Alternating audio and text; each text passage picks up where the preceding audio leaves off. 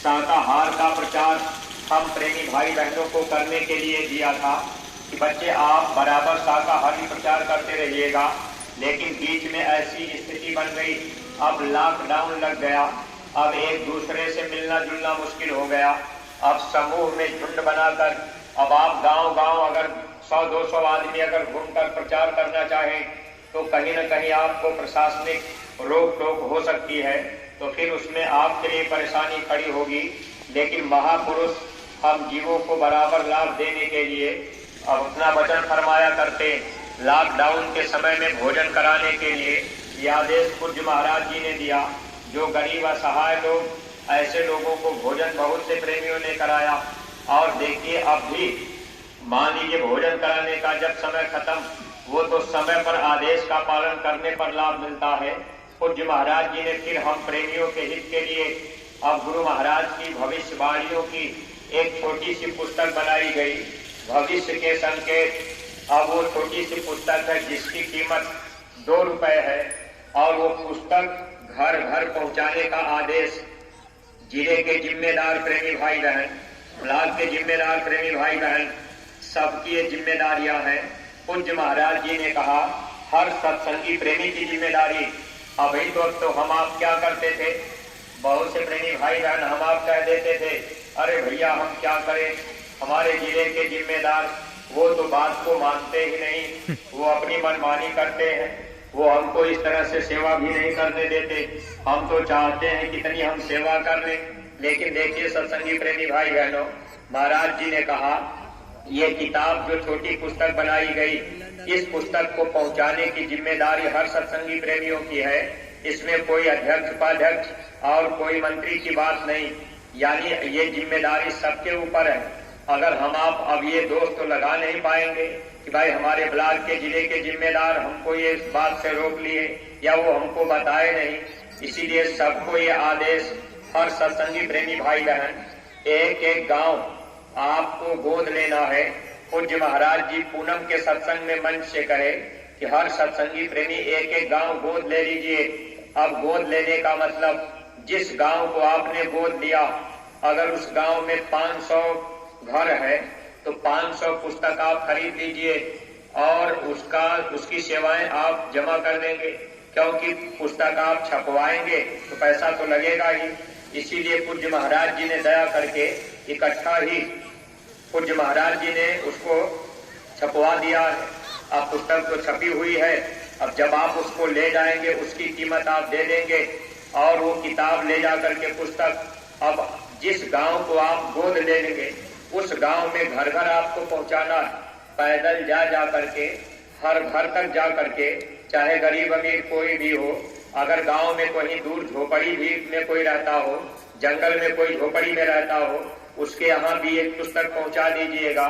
इससे कर्म दोष से हम आप बच जाएंगे। अब इसमें अगर आप एक काम और कर लेंगे, अगर माताओं बहनों की टोली बना ले, नौजवान बच्चों की टोलियां बना लीजिए। सत्संगी प्रेमी भाई बहन अपने अपने बच्चों को अगर आप इस काम में लगा देंगे तो महाराज जी की दया कृपा उन बच्चों के ऊपर होगी, संस्कार उनके ऊपर पड़ जाएंगे।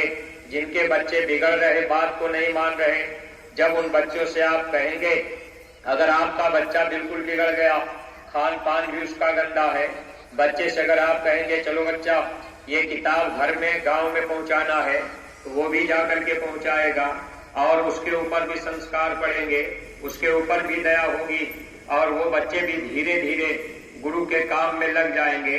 क्योंकि दया तो महापुरुष की होती है, तब ये बुराई छूटती है।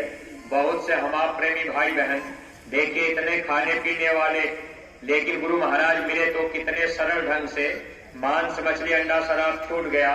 ऐसे ही गुरु जीवों के ऊपर दया करते। पूज्य महाराज जी ने हर प्रेमी भाई बहनों के लिए आदेश दे रखा है कि आप जितने भी सत्संगी प्रेमी भाई बहन अपने अपने बच्चों को इस काम में लगा दीजिए। जैसे आप टोली बना लेंगे, आप टोली बना करके 10 आदमी आप गांव में अगर जाएंगे तो गांव के लोग आपको देख करके कि भाई ये 10 लोग 20 लोग हैं, ये जैकेट भी पहने हैं, टोपी भी लगाए हैं, जय गुरुदेव लिखा है इनके जैकेट पर, तो वो आपका लिखा हुआ जय गुरुदेव नाम भी पढ़ेंगे, ये प्रभु का नाम है। अगर आपके जैकेट पहनने से कोई जय गुरुदेव पढ़ रहा बोल रहा तो उसको भी प्रभु का नाम ले लिया, वो भी तो उसको भी लाभ और आपको भी लाभ। इसलिए जैकेट जब आप गांव में पहन के जाएंगे तो फिर आपको कई तरह से लाभ मिल रहा है। इधर जब आप जाएंगे घर में पुस्तक पहुंचाएंगे, हाथ जोड़ करके जय गुरुदेव बोलेंगे, तो जब आप टोली में रहेंगे तो लोगों के ऊपर प्रभाव पड़ेगा। अब आप दरवाजे पर चले गए, 2 लोग 3 लोग 4 लोग, कुछ लोग इस दरवाजे कुछ लोग उस दरवाजे, हाथ जोड़ करके जय गुरुदेव कहेंगे। ये बाबा जी का संदेश है, आगे समय खराब आ रहा, बीमारियां आ रही, इसको अपने घरों में बच्चों को भी पढ़ा दीजिएगा, अपने भी पढ़ लीजिएगा। तो जब आप हाथ जोड़ करके कहेंगे तो लोग ये कहेंगे कि भाई ये देखिए बाबा जी के प्रेमी, लॉकडाउन में आपने भोजन भी कराया, अब ये घर घर पैदल आकर ये बाबा जी का संदेश अब हम लोगों को पढ़ा रहे। प्रेमी भाई बहनों, ये इसका बहुत बड़ा लाभ मिलेगा। अगर इस काम को करने में हम आप ढिलाई कर गए, गांव को गोद नहीं ले पाए, तो इसका कर्म दोष अपने ऊपर आएगा। क्योंकि स्वामी जी महाराज ने कहा है कि बच्चा मेरा संदेश आप जन जन तक पहुंचा देना। तो पूज्य महाराज जी ने कितनी सरलता कर दिया। अब मान लीजिए पूरा जिला भर भी हम आप नहीं पहुंचा सकते, एक सत्संगी चाहे कि हम पूरा जिले में पुस्तक बांट दे, नहीं बांट पाएंगे, लेकिन अब ये कितनी सरलता सुविधा मिल गई। एक सत्संगी को एक गांव गोद लेना है, एक गांव में आपको पहुंचाना है, 10 सत्संगी मिल गए, 10 गांव गोद ले लिए, तो 10 लोग मिल करके अब हर गांव में चले जाएंगे। तो एक दिन में अगर एक गांव आप करेंगे तो 10 दिन में 10 गांव हो गया और आपका कितना बड़ा काम हो गया। बीच बीच में आप उस गांव में आते जाते रहेंगे। अब ये नहीं कि आप किताब पहुंचा करके रुक जाएंगे। बहुत से प्रेमी सोच रहे कि चलो हम तो किताब पहुंचा देंगे, हमारा छुटकारा। जब आप घर घर में किताब पहुंचा देंगे और उस गांव में बीच बीच में आप आते जाते रहेंगे, जब आप जाएंगे तो जो लोग किताब पढ़ लेंगे उनके विचारों में कुछ परिवर्तन होगा। वो भी कहेंगे कि अच्छा बाबा जी के पास कब चलना है, वहां हम चलेंगे तो हमको क्या करना पड़ेगा, हमको वहां क्या लाभ मिलेगा। तो आप दोनों तरह की बातें बता देंगे। पहले तो ये आत्मा जन्म मरण से बच जाएगी और नाम की दौलत मिल गई, शाकाहारी हो गए, आगे आने वाली परेशानी तकलीफों में भी बचाव हो जाएगा। जब सूखा भूकंप बीमारी बाढ़ आएगी उसमें भी गुरु की दया पूरी पूरी काम करेगी। तो उनको जब आप थोड़ी लाभ की भी बात बताएंगे, आत्मा के कल्याण की बात बताएंगे, तो वो भी कहेंगे कि हम भी चलेंगे। तो गांव जब आप गोद लेंगे, तो जिस गांव को गोद लेंगे आपकी जिम्मेदारी होगी कि बाद में जब कभी मौका मिले उस गांव में फिर चले गए, गुरु महाराज का संदेश भी गांव में सुनवा दीजिए। गांव से 10, 20, 50 लोग तैयार हो गए कि भाई हमको भी चलना है, तो आप कोई साधन करके देखिए। पूज्य महाराज जी रोज नाम दान दे रहे, अब ऐसे हम आप उनको लेके चले आए और ऐसे समय में लोग आ भी जाएंगे।